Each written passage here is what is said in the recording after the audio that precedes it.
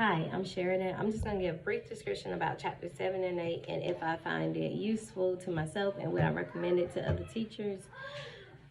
I would recommend Chapter 7 and 8 to other educators because the author talked about the advantages and disadvantages of standardized testing, testing validity, assessment feedback, and grading.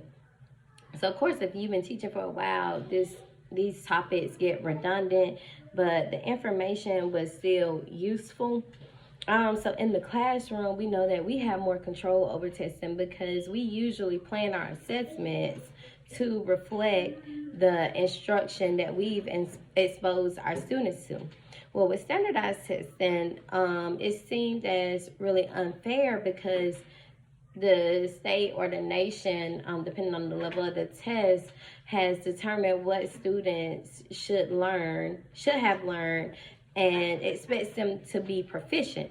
Well, when they don't perform proficient on the test, the school and the district is held accountable for the student performance.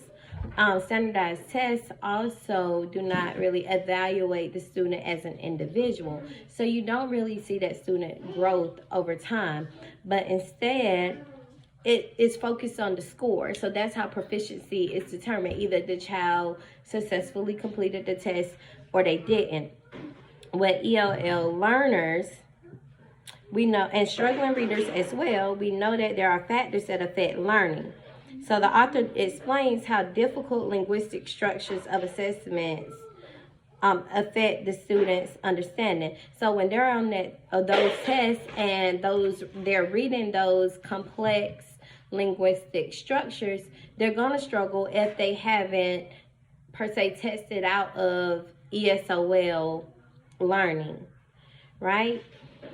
And so now we have accommodations for those students. So students with that are ELL and students with disability. So it may be reading the questions and rereading the questions and rephrasing the questions. So that's something that I did like that the author did talk about in the book. And then you know that is useful because even in our own classroom, there are some things that we can accommodate students with to help them grow as learners. Feedback is also very important. So of course the teacher should give the student feedback on their standard performance. All right, and the author talked about how the feedback should focus on the student's success, so not really on failure. So that with grades, they emphasize student failure. Not that it's on purpose, but that's how grades are designed.